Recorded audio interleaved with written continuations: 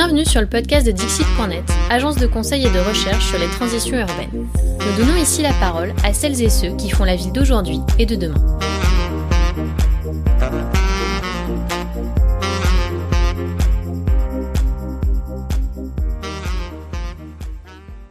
Bonjour, je suis Frédéric Tribalo, chargée d'études chez Dixit.net. Le 16 mars, j'ai rencontré Guillaume Lemoine, écologue et référent biodiversité à l'établissement public foncier du Nord-Pas-de-Calais. Ensemble, nous avons parlé de reverdissement temporaire des espaces déconstruits, de biomasse et du rôle de l'EPF dans la création d'espaces de biodiversité. J'espère que comme moi, cette écoute vous donnera envie de voir plus d'espaces fleuris, même de façon temporaire. Vous pouvez retrouver toutes nos publications et notre podcast sur Dixit.net. Bonne écoute! Bonjour Guillaume Lemoine, vous êtes référent biodiversité et ingénierie écologique à l'EPF Nord-Pas-de-Calais. Nous allons nous intéresser aujourd'hui à une pratique de ce même EPF, celle de verdir de façon temporaire les espaces déconstruits qui sont portés par l'EPF en attendant un nouvel usage. Pourriez-vous nous expliquer quel est l'intérêt de verdir ces espaces sur des temps plus ou moins courts et de gérer leur biodiversité? Pourquoi ne pas la laisser s'installer par elle-même? Alors, il faudrait rappeler au début que l'intervention de l'EPF consiste à la demande des collectivités à acheter du foncier en déshérence, acheter des usines abandonnées, acheter des quartiers abandonnés. Et après avoir fait cette premier volet d'acquisition, c'est de procéder à la déconstruction, la démolition de ces bâtis pour pouvoir remettre ce foncier sur le marché. Chaque fois que l'EPF intervient, il intervient dans la logique du ZAN, zéro artificialisation nette. Il évite ainsi la consommation d'espaces périurbains, la consommation d'espaces naturels, agricoles et forestiers. Il permet aux collectivités, à leurs aménageurs désignés, aux SEM, aux SPL, aux bailleurs sociaux, de refaire la ville sur la ville et éviter la consommation, donc je le dis, de nouveaux espaces. Donc on est dans la logique de la sobriété foncière. Donc on a premier moment après l'identification des biens à acheter, on a une phase de déconstruction. Une fois que les terrains sont déconstruits, vous imaginez que l'emprise des usines dans l'urbain ou dans le périurbain est composée d'un sol très très contraint, très très artificialisé. On va parler de technosol, d'anthroposol. Et ces sols urbains, vont vivre leur vie jusqu'au moment du réusage organisé par la collectivité. Sauf que lorsqu'on était dans des situations, on va dire, idylliques, le temps entre la déconstruction et la reconstruction était un temps relativement court et les terrains étaient rapidement mobilisés. Maintenant, la pression immobilière a diminué, les bailleurs sociaux ont moins de facilité, les dotations globales d'équipement ou de fonctionnement des collectivités ont été réduites, la promotion immobilière a eu un petit peu de difficultés. Vous connaissez tous le problème américain des subprimes qui ont eu des répercussions sur l'Europe. Il suffit de voir un petit peu les bâtiments en déshérence, notamment en Espagne. Donc voilà, donc on a un temps de portage, donc voilà, ce temps de latence entre la déconstruction et la reconstruction qui s'allonge. Voilà. Et donc maintenant, on rentre dans le cœur du problème, dans le cœur de la discussion. Qu'est-ce qui se passe sur ces terrains? Et donc là, c'est l'écologue, le botaniste qui va parler. On sait tous que la nature a horreur du vide. Ces espaces disponibles, en fonction de leur situation dans la matrice urbaine, est-ce qu'ils sont à proximité d'espaces verts, est-ce qu'ils sont à proximité de boisements, est-ce qu'ils sont à proximité d'espaces en friche, vont être colonisés par des végétations différentes. Ça peut être très rapidement en fonction de la nature des sols et en fonction de l'orientation des vents, en fonction de la période de disponibilité. Si jamais les sols sont disponibles à une bonne période, au moment où les arbres et les arbustes font leurs graines, en 1 an, 2 ans de temps, une petite forêt s'installe de saules, de bouleaux. Voilà. Et donc, l'espace forestier qui va s'installer peut présenter quelques contraintes. Ça peut être anxiogène pour les habitants, anxiogène pour les collectivités. Il peut avoir des activités illicites, des pratiques illicites comme la prostitution, comme des dépôts de gravats, comme du trafic de drogue, comme tout ce que vous voulez. On va pas rentrer trop dans les détails. Donc, la présence de masses boisées n'est pas forcément appréciée des collectivités. La présence de ces masses boisées, ces arbres, ce seront des supports aussi de nidification pour des passereaux. Et vous savez que la majorité des passereaux est protégée, la majorité des passereaux est protégée sur le territoire français. Et donc, le promoteur qui va suivre, il va devoir décaler sa période d'intervention pour ne pas couper les arbres en période de nidification. Il pourrait aussi appliquer la séquence éviter, réduire, compenser, c'est-à-dire est-ce qu'il doit compenser les habitats d'oiseaux qui se sont créés. Donc voilà. Donc ça, c'est le premier cas. Le deuxième cas, c'est que ce sont des sols perturbés. Les sols perturbés peuvent être colonisés tout aussi rapidement par des espèces exotiques invasives.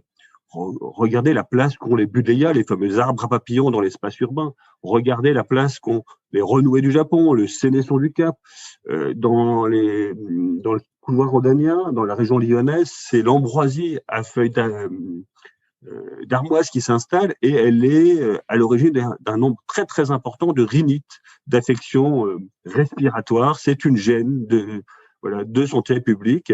Donc c'est des situations qu'on va juger insatisfaisantes. L'autre cas de figure, c'est tout simplement des végétations rudérales. Les terrains, c'est des terrains perturbés, c'est des terrains qui peuvent être probablement riches en azote. Et ben, ce sont des orties, ce sont des chardons. Et donc là, ce sont les riverains qui se plaignent. Et le dernier cas de figure, c'est tout simplement l'arrivée, et ça c'est paradoxal, d'espèces protégées.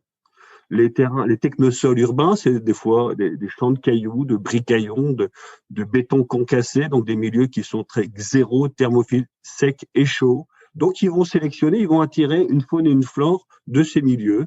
Et dans une grande partie du bassin parisien, ce sont des milieux rares. Les coteaux calcaires sont rares. Les dunes sont rares. Et donc toute la végétation, toute la faune de ces milieux, et ben, dès qu'elle va trouver des milieux qui sont assez proches, ce sont des habitats de complément, voire des habitats de substitution, et ils vont s'y installer. Et il est courant de voir sur ces espaces des lézards, des crapauds, des orchidées, un certain nombre d'espèces. Et donc vous imaginez que lorsque la collectivité nous demande d'aller chercher une usine où il n'y a rien en termes de biodiversité, voilà, quelques années après, on va avoir tout un cortège d'espèces qui s'y développent et qui vont contraindre le réusage, la réaffectation de ces espaces. Donc, d'une série de situations insatisfaisantes qui peuvent coexister sur le même site, au même moment, en fonction de son histoire, en fonction de sa taille. On peut avoir sur le même site des boisements, des espèces exotiques envahissantes, des espèces protégées, des espèces rudérales, donc une belle mosaïque de milieux, de végétation. Et toutes ces situations, elles entraînent des coûts de gestion. Quand il faut aller intervenir pour couper les boisements ou pour aller couper les chardons ou les orties, c'est une dépense. Ces situations, ces végétations vont entraîner des retards, des contraintes à la réurbanisation. C'est aussi une dépense. Donc, devant cette situation, le PF Nord-Pas-de-Calais a décidé de réagir et on a tâtonné, voilà, quelques mois, quelques années avant de trouver les bons mélanges, les bonnes pratiques, les bons réflexes aussi pour le faire de manière systématique. Et on a décidé de prendre de court ces végétations non désirées, ces végétations non souhaitées, en imposant sur ces sites une végétation qui est multifonctionnelle et qui ne ramène pas des coûts de gestion exorbitants. Donc voilà, donc la recette de l'EPF Nord-Pas-de-Calais, c'est d'installer sur ces espaces des couverts herbacés de petites graminées type fétuque, type agrostis, en mélange avec des petites fabacées. Donc les fabacées, ce sont les légumineuses, les trèfles, les lotiers corniculés. Donc ce sont des plantes qui vont aller capter l'azote atmosphérique, qui vont ramener un petit peu d'azote sur ces sols qui peuvent être contraints quand ce ne sont que des zones de cailloux, voilà, et qui vont permettre de se développer et de couvrir le sol. Et l'avantage des lotiers et des trèfles blancs, ou des trèfles rampants, c'est qu'ils sont rarement hauts en hauteur et ils vont donner des coups de coude sur les côtés pour couvrir le sol. Et une fois qu'ils sont installés, ils vont prendre de vitesse l'installation de la forêt, l'installation des espèces protégées, l'installation des orties, des chardons, des espèces exotiques invasives, des espèces allergènes, et ils vont apporter du beau. Et ça, c'est important. C'était pas forcément dans la contrainte ou dans l'objectif initial, mais on va redonner de la valeur au quartier. On va refaire de ce quartier un quartier désirable.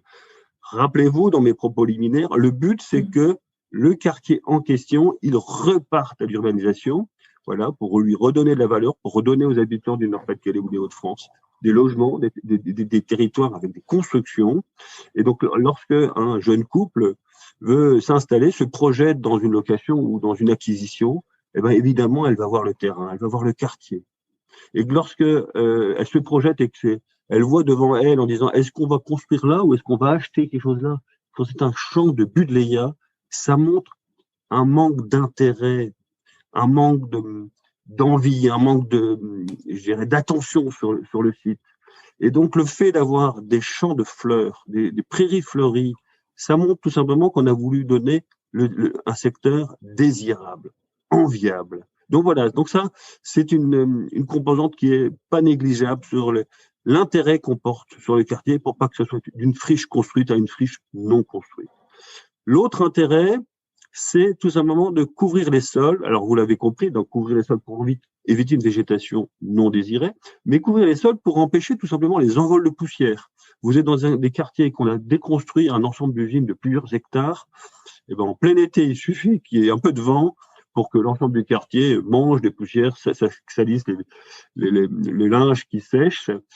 Et donc voilà, donc ça c'est un des autres aspects. Et le dernier aspect, c'est tout simplement empêcher, modestement probablement, mais empêcher le phénomène des îlots de chaleur urbains. Le fait de couvrir ces technosols, ces anthroposols faits de bricaillons, de briques, de béton cassé et autres, va empêcher l'accumulation très très forte de la chaleur en plein été lorsqu'il y a un phénomène de sécheresse et d'ensoleillement, voilà.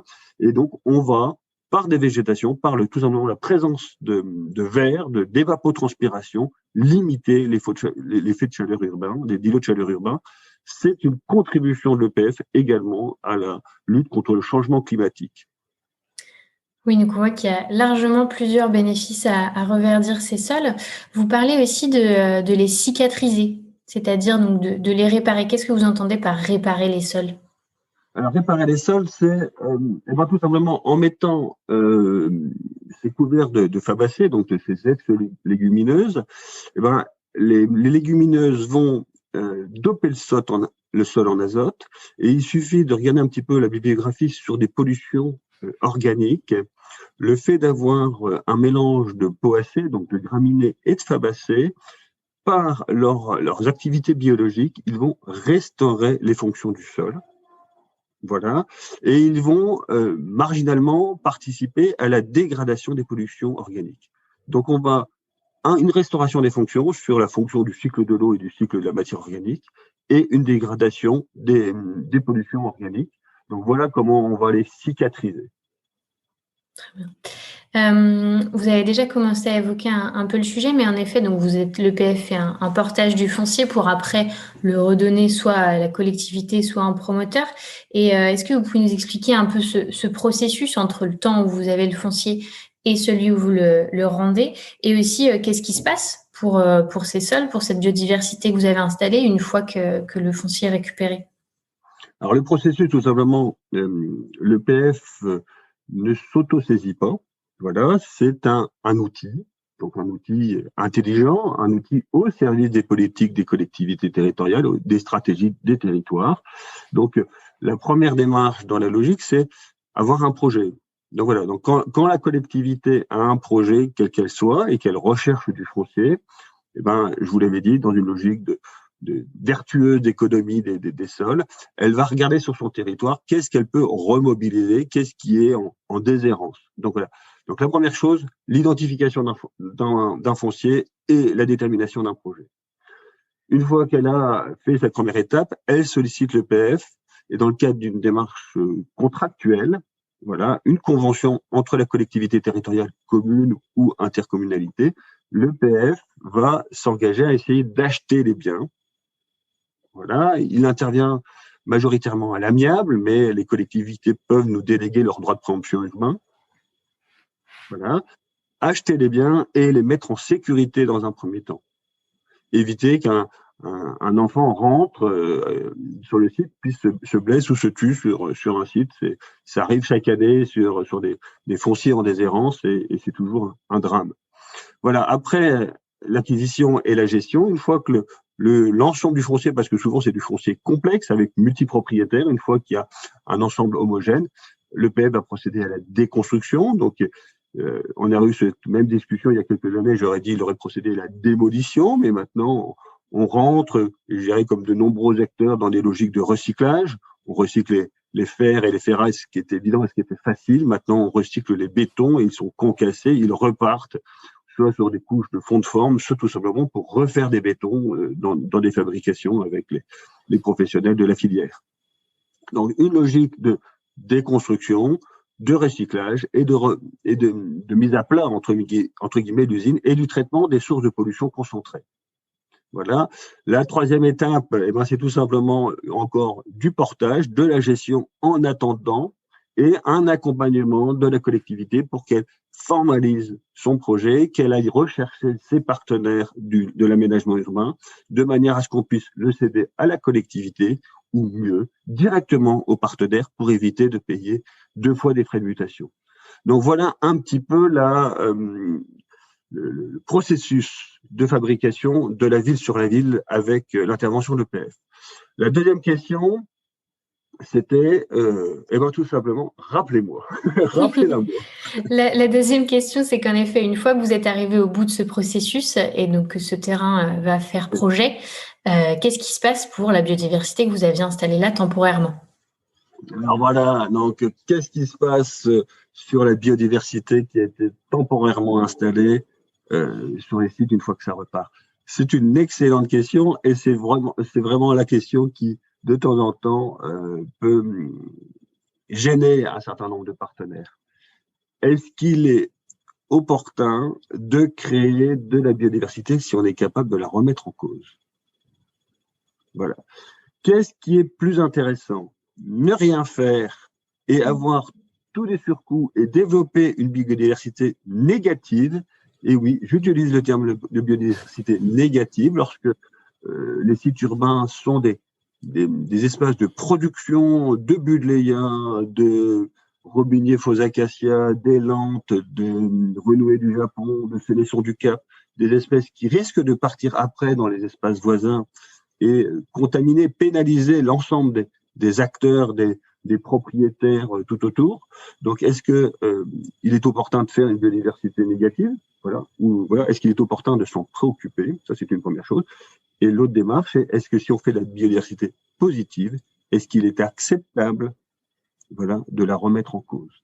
Alors moi, souvent, je réponds aux associations naturalistes qui me sollicitent en disant, je vous laisse le choix. Qu'est-ce que vous préférez?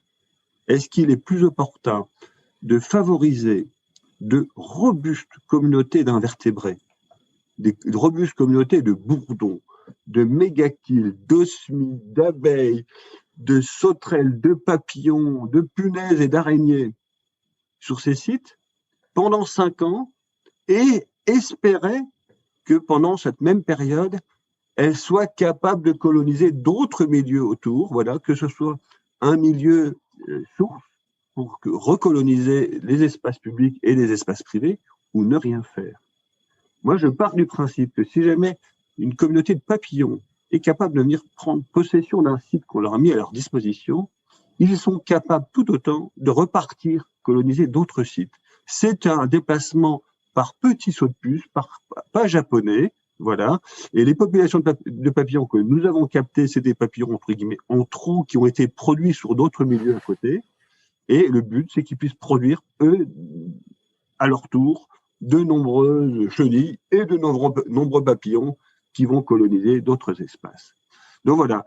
Donc pour moi, ça ne peut être que du gain sur la matrice, mais il faut espérer que les autres acteurs, par des pratiques de gestion différenciée ou de bonnes pratiques, puissent accueillir ces populations et que ce ne soit pas un dopage momentané et qu'il ne se passe rien derrière. Voilà. Après, on me dit souvent, qu'est-ce qui se passe si jamais la population source, le milieu source disparaît et que nous sommes responsables de la dernière population sur le site? Voilà. Donc, vous imaginez qu'il y avait un coteau avec une population d'espèces d'insectes qui est venu coloniser ce milieu. Et moi, je vous dirais, si le coteau disparaît, je ne peux pas être responsable. Je ne peux pas être responsable de tout. Donc, que chacun assume ses responsabilités. Il y avait un coteau qui accueillait un certain nombre d'espèces. Ces espèces, dans une logique de dispersion, est venu coloniser l'espace urbain qu'on leur a mis à disposition. C'est pas pour ça qu'il faut que le coteau disparaisse à côté. C'est pas l'un à la place de l'autre. Ce n'était que du plus. Voilà, et donc on peut se poser la même question sur des oiseaux, ou sur d'autres espèces. Sur le site de Saint-Liévin à Waterloo, c'est un site que j'ai suivi pendant 4 ans. Chaque année, il y avait une compagnie de perdrix qui se reproduisait. Il y avait des lièvres qui étaient en milieu urbain, qui étaient sur ce site. Il y en avait plusieurs. Je vous dirais, pendant 5 ans, on a produit des perdrix. Et le jour où les engins sont venus recoloniser ou utiliser l'espace de Saint-Liévin, les perdrix, elles ont des petites ailes, elles sont capables de voler, aller se réinstaller dans les terres agricoles voisines. Mais pendant 5 ans, on a produit, la nature a produit, c'est pas moi, évidemment, la nature a produit 5 à 10 jeunes perdrix qui ont pu recoloniser ou compléter, conforter les populations locales. Oui, donc quand même cette idée de il vaut mieux faire que de rien faire du tout. Je pense.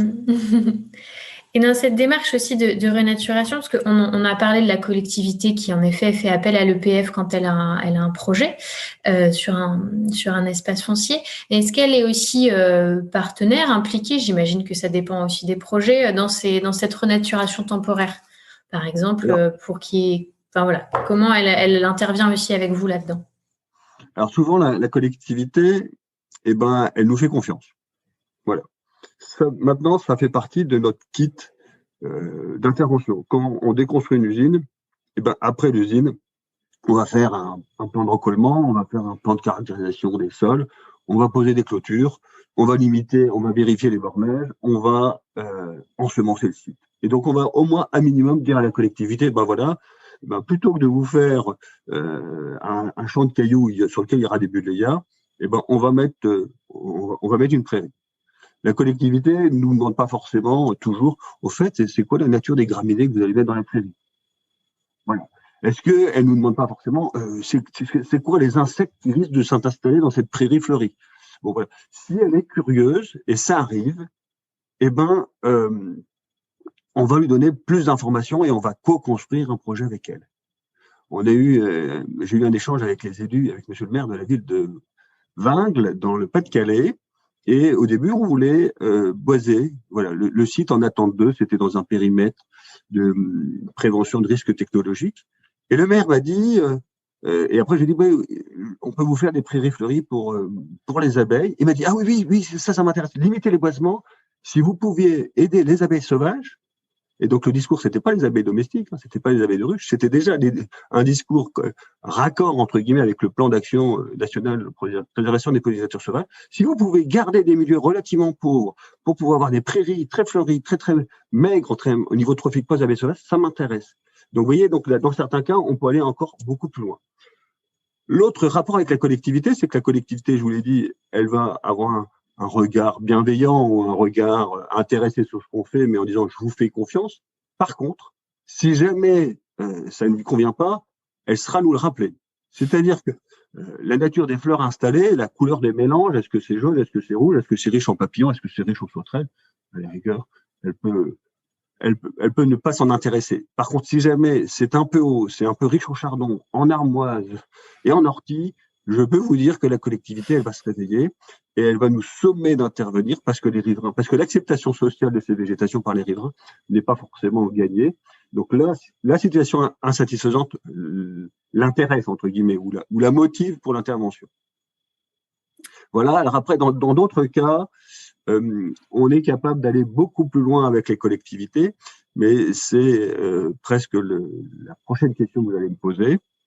Voilà. Allez-y, c'est sur le focus. Ces terrains disponibles, vous l'avez compris, nous servent collectivement à produire une certaine biomasse d'insectes, une biomasse de biodiversité. Voilà, mais les insectes, ça pèse pas très lourd. Donc on a décidé d'aller plus loin et dans le cadre d'un partenariat avec une école d'ingénieurs sur l'île qui s'appelle Junia, et donc dans le cadre d'un partenariat et de financement Interreg qui s'appelle New Zealand, on regarde si on peut développer sur ces sites de la production de forte biomasse, voilà, pour pouvoir stocker tout simplement du carbone. Voilà, donc stocker du carbone. Alors, on n'a pas encore évalué le stockage du carbone dans les sols. Je vous ai parlé de la refonctionnalisation des sols, mais surtout du carbone à l'extérieur, en surface, pour pouvoir alimenter des méthaniseurs, par exemple. Donc, on a développé avec la ville de Roubaix, et donc voilà, donc là, c'est un partenariat fort avec une collectivité où l'ensemble des propositions ont été présentées et validées, discutées et validées avec les élus, avec les équipes techniques de la ville de Roubaix, pour pouvoir installer sur ces entreposols des cultures, tenez-vous bien, de céréales et de grandes fabacées, des luzernes, en mélange ou pas en mélange, qu'on puisse tester ces cultures pour voir si jamais, ça peut pousser, c'est un pari, et j'accepte l'échec, ou j'espère l'échec relatif de faire pousser du seigle ou de l'avoine dans le milieu urbain, savoir si jamais ces cultures de céréales sont capables de mobiliser une éventuelle pollution relictuelle, voilà, et si jamais cette pollution est compatible avec un processus de méthanisation. Et on va également imaginer de vérifier le pouvoir méthanogène des mélanges pour pouvoir proposer à terme le ou les meilleurs mélanges pour pouvoir faire de la biomasse herbacée. L'autre démarche, c'est est-ce qu'on arrive à cultiver des plantes non alimentaires, des plantes, on va dire, industrielles. On a un projet de culture de chanvre textile sur le site de Houpline, toujours dans le nord. Et là, de manière à ce que les fibres de chanvre puissent servir en paillage. Voilà, donc des circuits courts pour pouvoir alimenter les services techniques en paillage urbain. Voilà.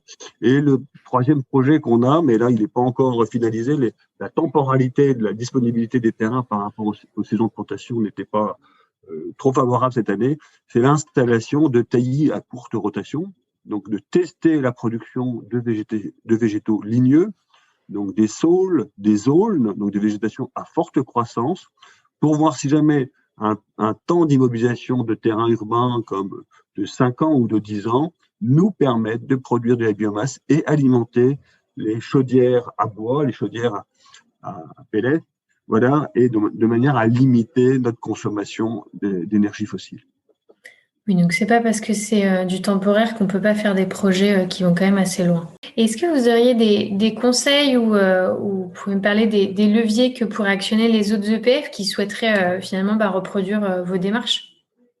Alors, le premier conseil, c'est tout simplement, il faut qu'ils aient leur propre analyse coût-bénéfice. Voilà.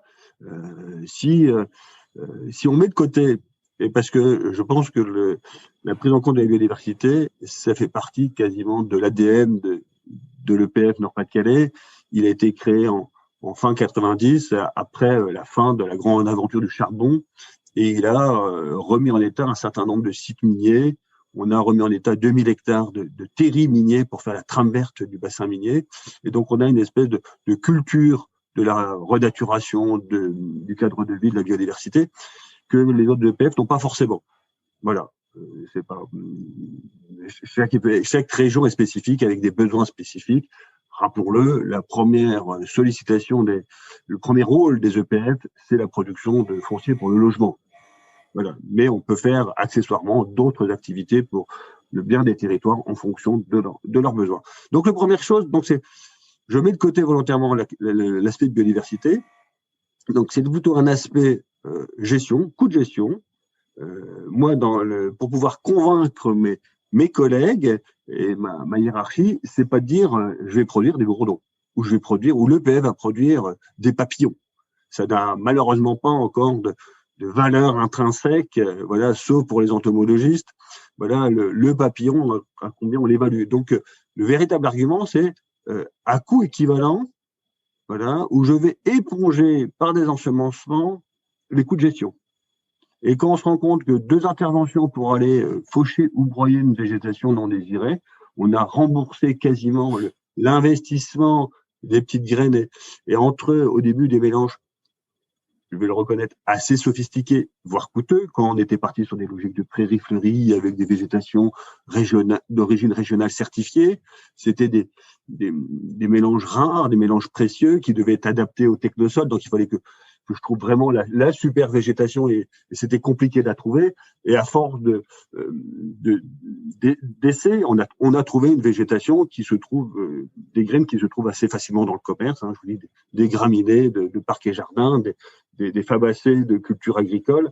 Donc, c'est des coûts de fourniture assez légers. Voilà. Donc, tout ça pour dire, le premier conseil, c'est de vérifier l'approche coût-bénéfice et on se rendra compte vite que c'est plus intéressant. Le deuxième conseil, c'est essayer de gérer la frustration ou la non-frustration. C'est-à-dire que si on fait quelque chose de trop beau, c'est horrible de le dire, de trop beau, on peut générer des envies de fréquentation de ces espaces. Ce qui est intéressant. Mais si jamais on ouvre ces espaces comme des espaces verts temporaires, et ça c'est d'autres initiatives qu'on essaie de faire, mais il y a toujours le risque de la difficulté de réaliser le projet urbain. Parce qu'on va créer de l'appétit, on va créer de l'envie. Et donc il faut bien vérifier que ce qu'on fait, c'est cadré par rapport aux envies des riverains. Et donc, nos espaces ne sont malheureusement pas accessibles. Ils ne sont accessibles que visuellement, olfactivement, voilà, mais pas physiquement. Donc oui, quand même un vrai argument coût-bénéfice à la base qui est intéressant. Et pour finir, est-ce que vous auriez un conseil de lecture pour aller plus loin sur ce sujet ou une expo à voir, une vidéo? Alors, je pourrais dire que je peux faire ma propre promotion. Donc, il y a des vidéos qui ont été installées, qui ont été faites soit par l'ADEME, soit par le Centre de ressources du développement durable, le Centre régional de ressources du développement durable qui a fait un MOOC sur la nature en ville et la trame verte. Il y a une vidéo qui est probablement sur le site de l'Office français de la biodiversité, qui présente un petit peu ces problématiques avec des prises de vue sur site et autres. Voilà les ressources que je peux vous donner. Après, qu'est-ce que j'aurais en tête? Bon, il y a quelques articles qui sont dans des revues comme TSM ou autres, donc des revues professionnelles et qui présentent ces choses. Autrement, peut-être le plus simple, c'est que via votre site, toute personne intéressée puisse m'envoyer un mail et je lui enverrai et les articles où je lui répondrai à ces questions, soit par téléphone, visio ou par courrier. Oui, bien sûr. On mettra les références des vidéos et puis vos coordonnées en lien dans le podcast et dans l'article. Ben, merci beaucoup, Guillaume, pour cet échange. C'était vraiment c'est une belle expérience à raconter.